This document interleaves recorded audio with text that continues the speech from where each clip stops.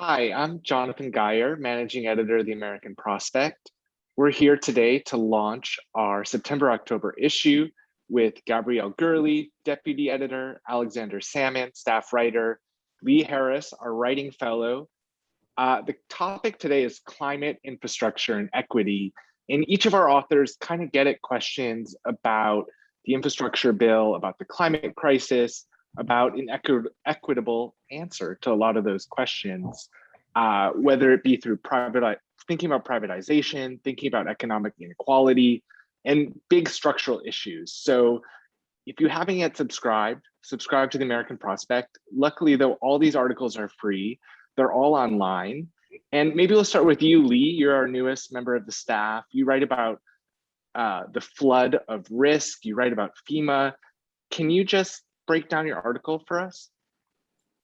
Yep, absolutely. So I write about some recently implemented changes to FEMA's risk rating program for flood insurance. This is a program for subsidizing flood insurance that has existed for decades now.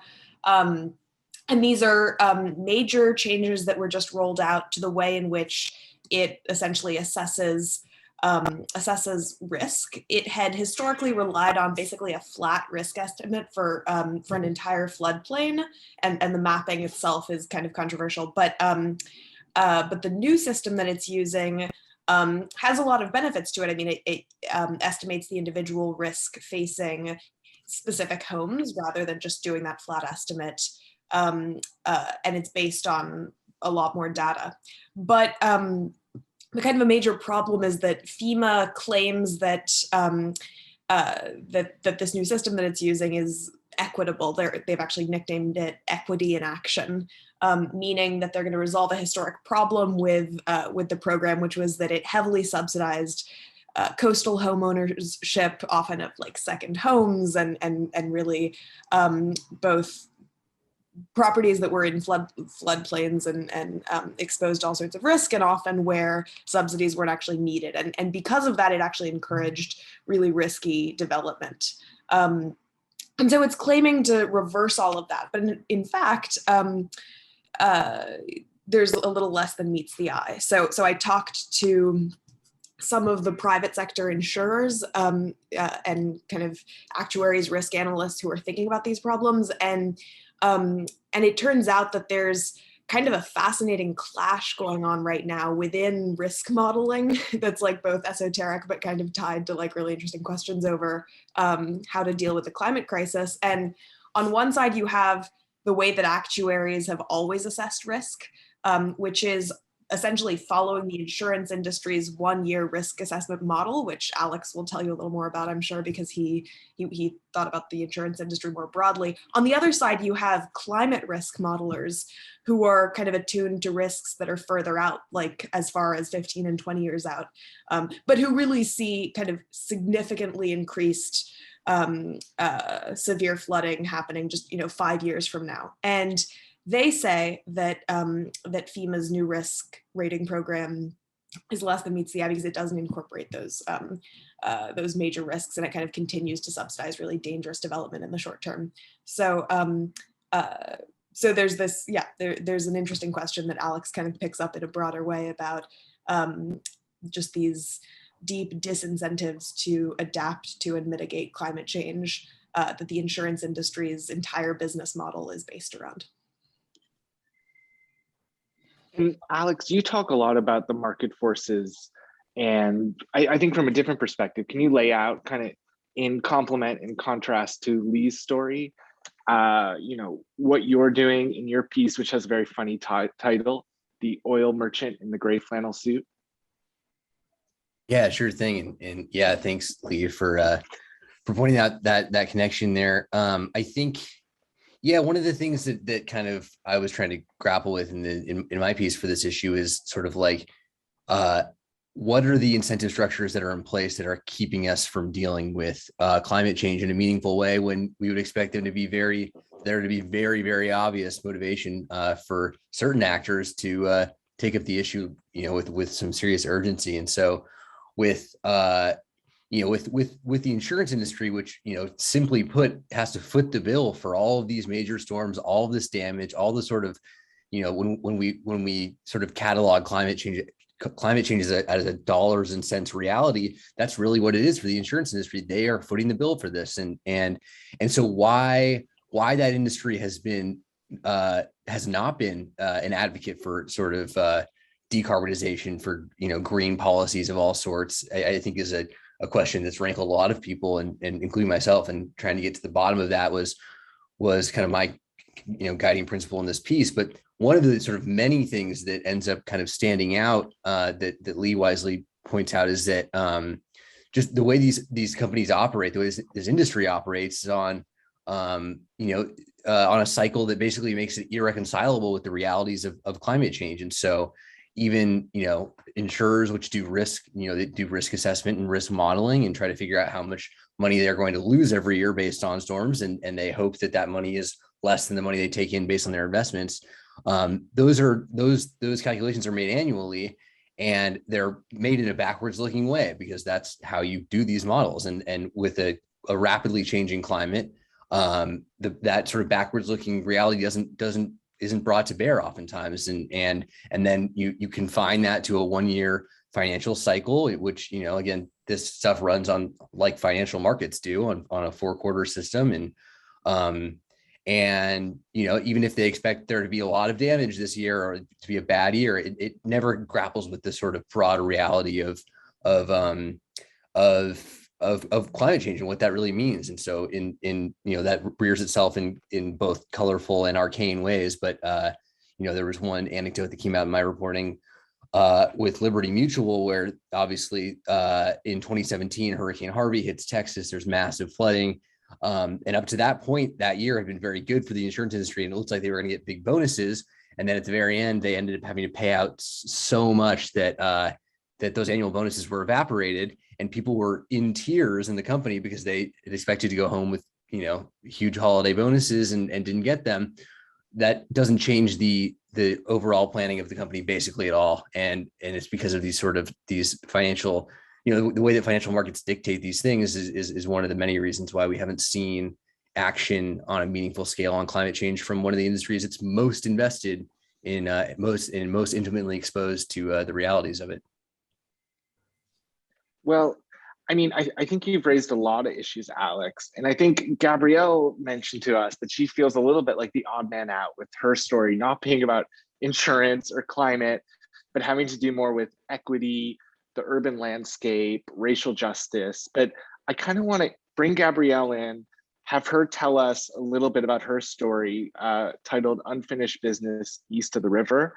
And then maybe we can kind of mix this all up and think about how each of your stories relates to the Biden agenda, infrastructure, climate, racial justice, equity more broadly. But first, Gabrielle, can you take it away and tell us about what you found in your reporting here in Washington? Sure. I did a report on a pedestrian bridge that was hit by a truck's boom and collapsed the day before the Surfside condo collapse in Florida.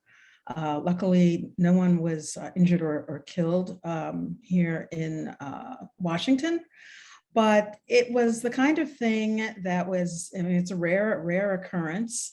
And I began to think more deeply about how infrastructure is perceived here in the nation's capital. I think there is a perception beyond our borders that everyone is a lobbyist or a lawyer or a lawmaker or works on Capitol Hill, when that is far from the case. As I like to say, this is something that happened in the real DC. And the reason why there are 3 pedestrian bridges on this stretch of freeway harkens back to the 1950s during the construction of the interstate highway system. And what frequently happens in Black neighborhoods, not exclusively, there were also white neighborhoods that nationwide that were affected by this, but more often than not in the larger cities, the first neighborhoods that were totaled basically for these interstate highways were African-American neighborhoods. Usually those were neighborhoods where the land was cheaper. There were poorer residents or utilities there or dumps or what have you. So it was cheaper to acquire. And where there were homes and businesses, these people who lived there were simply run out. And that's what happened in Washington. The freeway connected the Anacostia Bowling Air Force Base, as it's now called, to Maryland. And in so doing, they destroyed 35 houses, a number of businesses, a church that had just been rebuilt. All of that was torn down. The freeway went in and separated 5 neighborhoods from the rest of that part of the city. And those 5 neighborhoods were given 3 pedestrian bridges. Ever since then, the equity question has been paramount for these neighborhoods, but not for the rest of Washington. These neighborhoods are subject to horrendous pollution, which is the most severe in the city. And that manifests itself by high rates of asthma in these particular sections of the city. It's difficult for the residents to get around. The only way to the other side of the highway are these bridges. You can walk over the bridge, or you can get in your car and drive to the other side of the neighborhood. I mean, that's how absurd this whole situation is. In the 1960s, as a result of what happened in this neighborhood in far northeast Washington that borders on the state of Maryland, as a result in the 1960s, there was a lot of activism in Washington because there was a movement afoot to put even more highways through the cities. And it became a very important cross-racial, cross-class coalition of folks who basically said, no, you're not going to put any more highways through any more Black neighborhoods, and you are certainly not going to put them through the wealthier white neighborhoods. So these groups got together and basically stopped the construction of a number of highways that Congress wanted to put through the city. A lot of times, the way things work in Washington is they want to take something that they like to export to other states. Well, let's try it out in Washington and see how it works. But this group was successful in forestalling all of that construction. And it's ironic because some of the neighborhoods that were saved are neighborhoods that are today are very fashionable. They were middle-class Black neighborhoods that are now being gentrified. And if the highways had gone through them as they did in Northeast DC, they would not have been as desirable. So the neighborhood now wants this freeway, I can't say gone, because that would be a cross-jurisdictional battle between Maryland and the district, but they want it refashioned into more of a boulevard. They want more streetlights. They want at-level crossing so they can go up to the street, wait for the signal, and cross it instead of dealing with what are now non-ADA compliant ramps, very steep ramps, by the way. If you are anyway encumbered by packages, or if you have kids, or if you're on a cane, or if you've recently broken your leg and you have to go over one of these pedestrian bridges, it's going to take you some time. On top of that, they're in very, very poor condition. So now the neighborhood is basically going to the district government and saying, we want this changed. We want our life improved. We want the connectivity improved. And it's going to be a battle. The district government, the mayor here in Washington, Muriel Bowser, is a African-American woman. She is now in her second term. She may or may not. She has not announced her intentions for a third term. But she's not very popular in the neighborhoods east of the Anacostia River, which separates white Washington from Black Washington, pretty much. And so there's a lot of tension in the city over this particular issue. The way it feeds into Biden's infrastructure plan is that President Biden had allocated or had set aside or would have liked to have seen $20 billion sent out to communities to fix these highway scars in cities. In the current infrastructure proposal, there's $1 billion.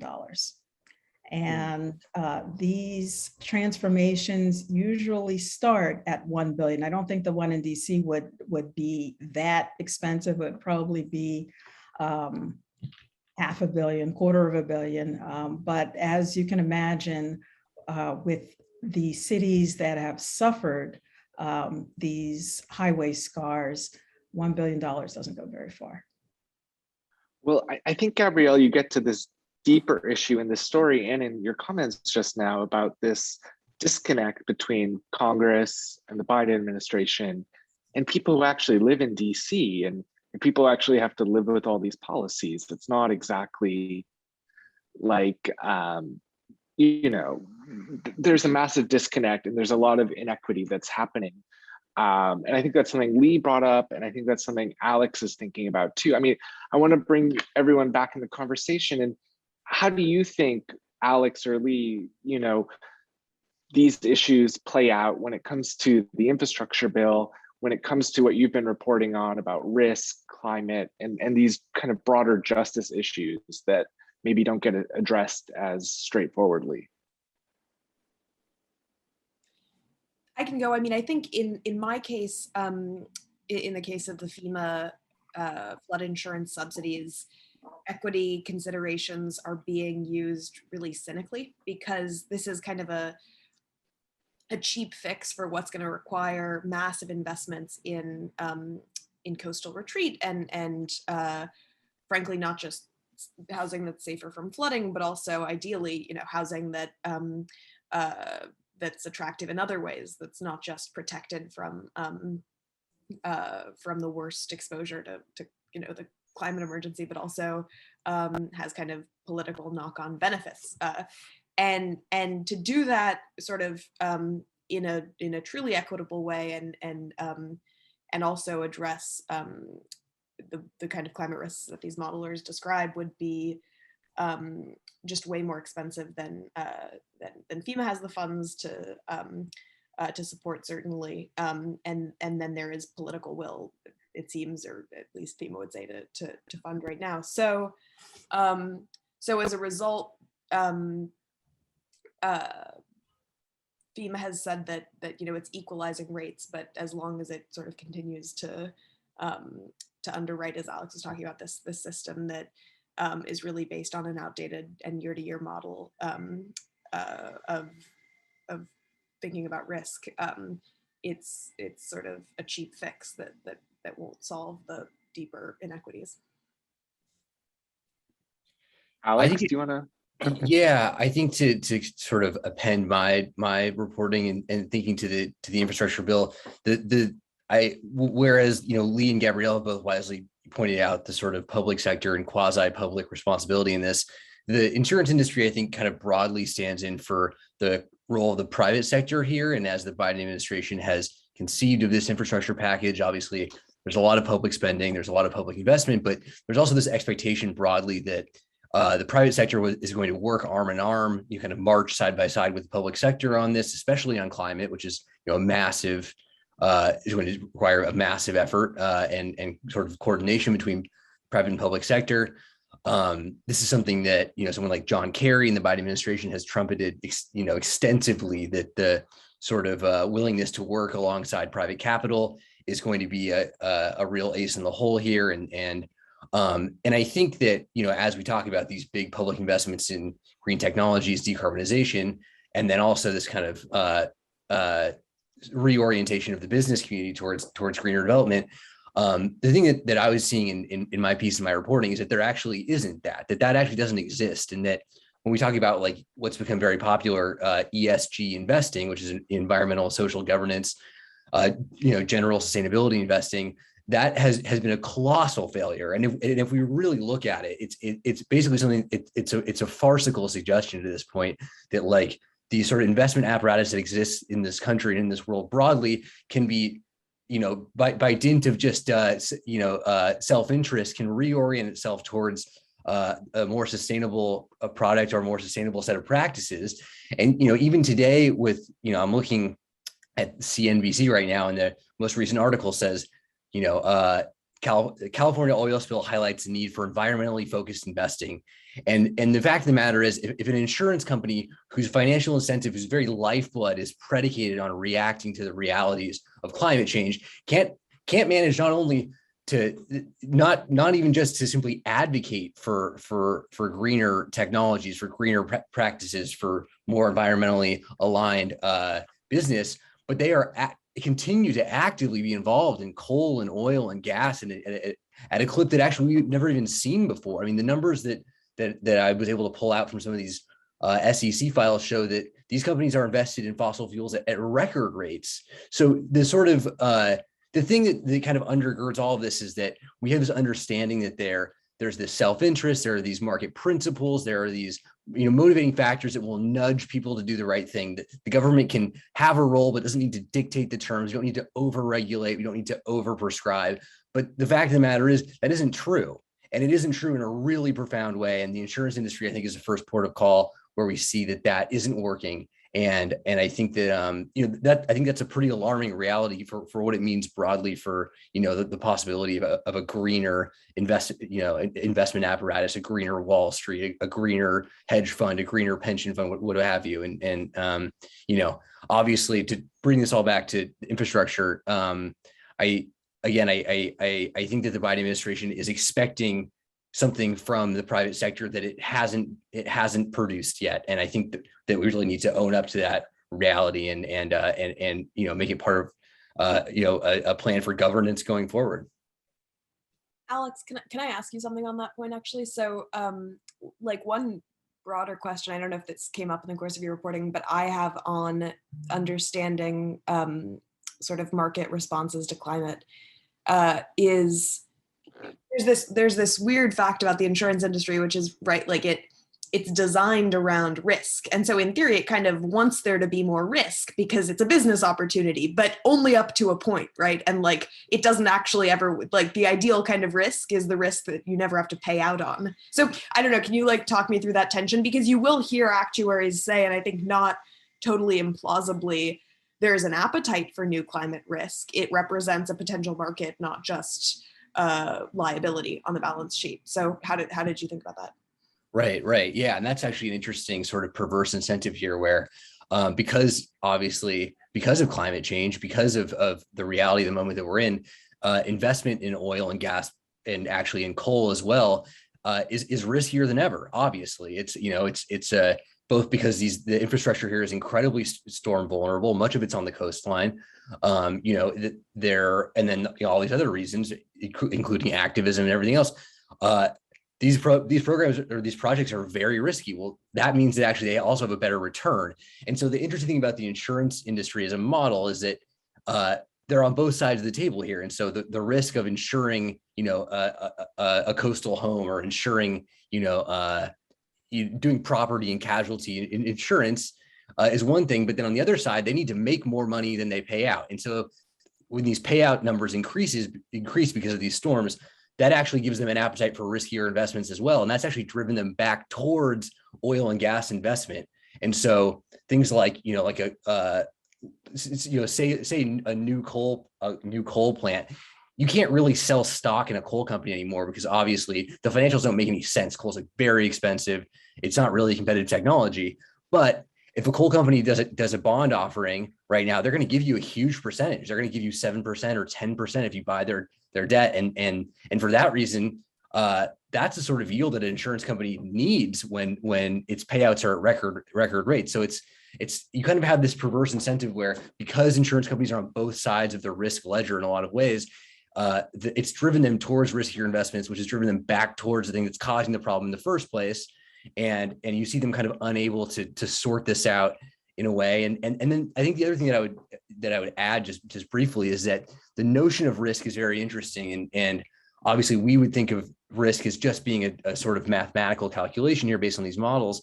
But what in some of these interviews that I did for the piece, people were saying again and again that actually the risk, there's a risk in severing ties with the oil industry and severing ties with this business community. And that's a risk that the insurance companies or the management and leadership in these companies that they don't want to take. That's actually the riskiest thing would be to take a political stance by saying we're not going to invest in this in fossil fuel infrastructure anymore, and for whatever reason that becomes the overarching risk that determines their activity, and that's the sort of thing hard to put a number on, hard to quantify, but is again very important as part of this whole consideration. So Gabrielle, you anchor our ongoing series on sustainable mobility, transportation, climate. I know in this instance, you've been writing about Northeast DC and inequality, but this has also been a summer of unprecedented storms and kind of intensity that can only be chalked up to the climate crisis. I mean, where do you want to come into this conversation? Because I know you have a lot to say. As Alex was talking, it's my question about all of this as far as the risks they're willing to assume is when are they going to say no more? How many more storms will it take for them to say we're not going to cover these properties that are sinking into the Gulf of Mexico. We're not covering any more South Jersey beachfront homes. What's your sense, either of you, about what their thinking is on the threat, the actual scope of the threat? I mean, I don't know if you have seen anything out of Ida, which decimated, a section of the coastline in Louisiana. If anything else has come out of that gives you some perspective on how things are shaping up, or is that maybe too early to tell?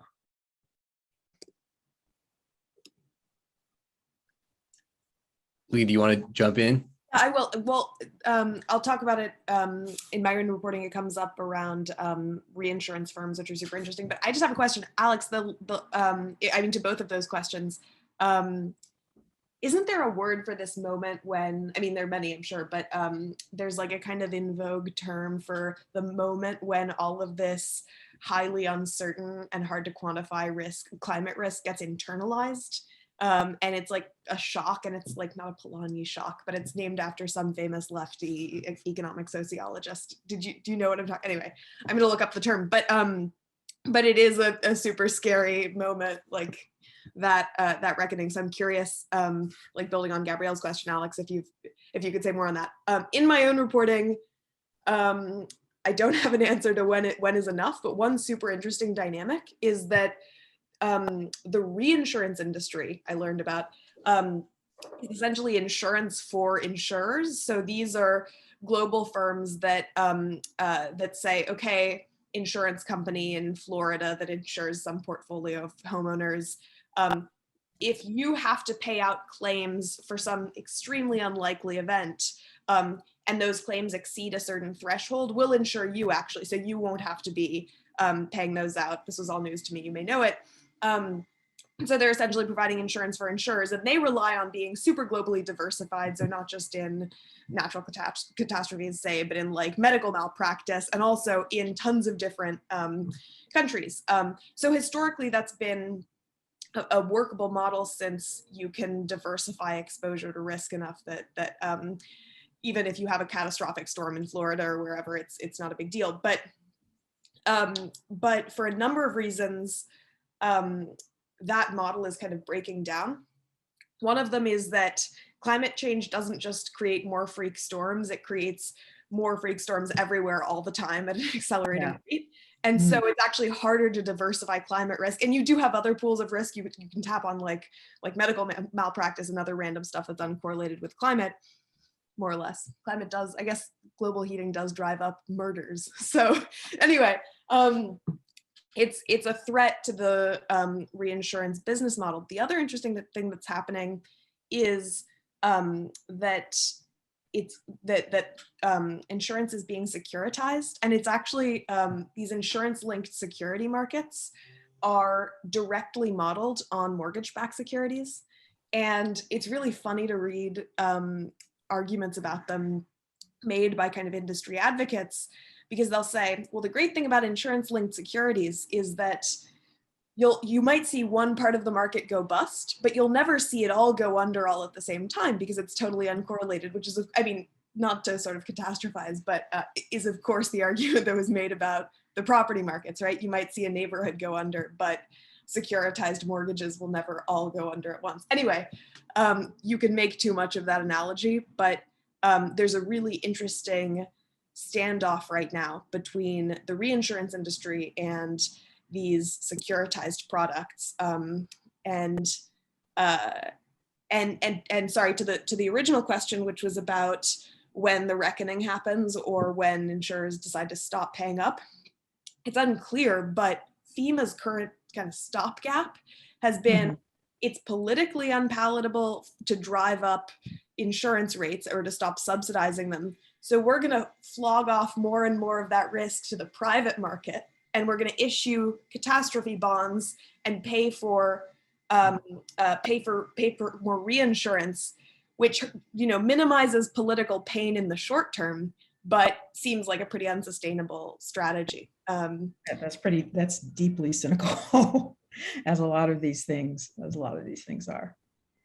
Gabrielle, your story is, I mean, really focused on this one neighborhood in DC, but I wonder if you can broaden it out about, like, what are the national lessons from this story that you reported out, from this neighborhood, from the fact that this bridge collapsed and suddenly a whole community is isolated from the hustle, bustle, the economic engine of DC and kind of trapped in a corner. Well, you cover this stuff nationally. How do you see it fit in? It is a national problem. It is primarily, we're talking about freeways, it's primarily a big city problem. The question continues to be, these highways are going through areas that have been deprived of economic viability for decades.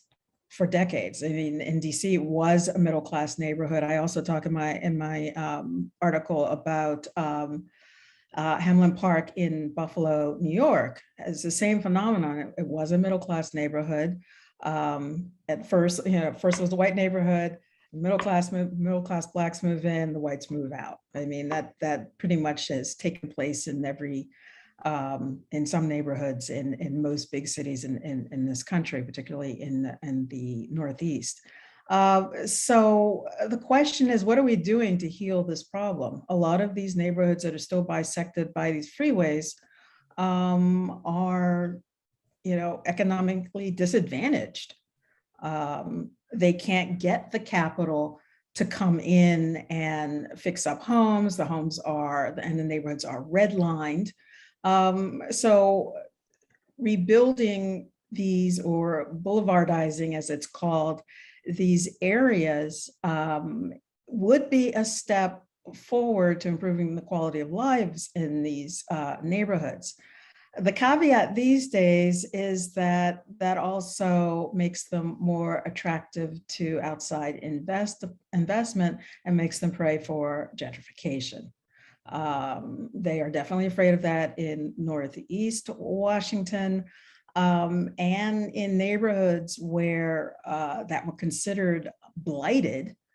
Now that infrastructure improvements are going in, now that cities are a thing again, it makes them attractive to outsiders. Those outsiders are frequently, but not always, white.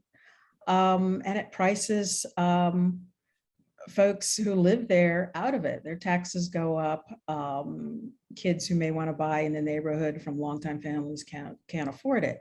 So this pattern is just being replicated over and over again. You can see it in Pittsburgh, and in cities in New York State, in Rochester, and other other mid-sized cities.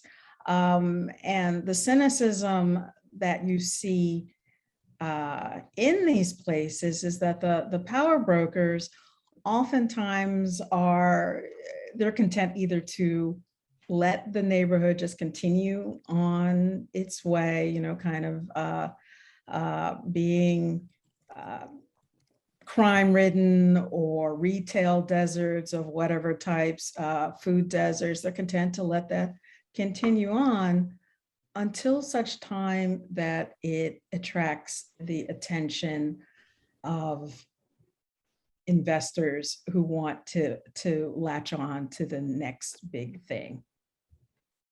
And that is sadly the downside of a lot of that. I mean, you see that when you're talking about climate change, you see that particularly in a place like Miami, where people are wise to the fact that the beachfront communities, you have all your insurance issues, you have the sea level rise issues. So now they have their eye on neighborhoods that are on higher ground. Who lives there? Latinos and African Americans. So it's just kind of a new version of a long upstanding problem that people who are considered to be expendable in these areas, once outsiders get their eye on it, all of a sudden what was considered, higher ground, not next to the beach. Oh, the beach is sinking. We'd like to buy your house. Well, and I think that ties us right back to Lee and Alex's reporting on insurance and what have you. But we only have a few minutes left, and I wanted to plug our new newsletter that's going to tackle some of these issues. We've been kind of pros at the pop-up newsletter this year, and our next newsletter is called Global Warning, which is kind of hard to say, but also very clever. And I think Lee is first up with it tomorrow. I know you, Gabrielle, and you, Alex, are also reporting on climate and how it interlaces with policy and politics in Washington. Any of you guys want to give a little last word? Maybe each of you tell our listeners, our readers, what you're excited about that you're reporting on, or what you're excited to contribute to our new pop-up newsletter on global climate as it relates to our broader coverage of justice, environment, energy, and the prospect. Well, Lee, you're up first tomorrow. That's true. So I'm going to be right. What are you going to tell us? How bad is it? Well, tomorrow I'm writing about the US-China dynamic ahead of COP and the way in which, arguably there are pretty hard trade-offs between some of the US's most hawkish rhetoric on China and demanding concessions to the extent that's something the US is serious about doing from the world's biggest polluter on coal power, especially domestic coal. So stay tuned for that. I also wanted to say that I phoned a friend, the econ pre-doc Natalie Leonard, who found me the name of this like moment of reckoning with climate risk that I was trying to describe. It's called a Minsky moment, not Polanyi. And essentially that's after a long bull market, a sudden event that triggers a collapse and like a reckoning with risk that hadn't been appreciated up to that point. So like people were wondering whether Evergrande was a Minsky moment. But there's like this colossal Minsky moment around the corner at some point on all sorts of. Or we could have thought of our own, maybe a Piketty problem, or a that's a perfect. Klein shock. Yeah, let's call it the Piketty problem. Maybe a future pop-up newsletter. Anyway, I'm really excited to report on COP and on the kind of geopolitical dynamics ahead of that. Well, I would say for the Biden administration, if if Joe Biden thinks that Congress had their knives out for him on, between the dissent on the Democratic side and just the pure obstructionism on the Republican side, just wait until he gets to Glasgow. Particularly, he could either come with a great plan as far as the United States is concerned, that we voted on something finally, or he could come empty-handed. And I think that is going to be very interesting to see how that all plays out, particularly since the next deadline in our endless infrastructure summer is October 31st, which is the opening for Glasgow. So Joe Biden's problems just continue to explode. And I don't think that the world community is not very happy with the United States over the past 4 years.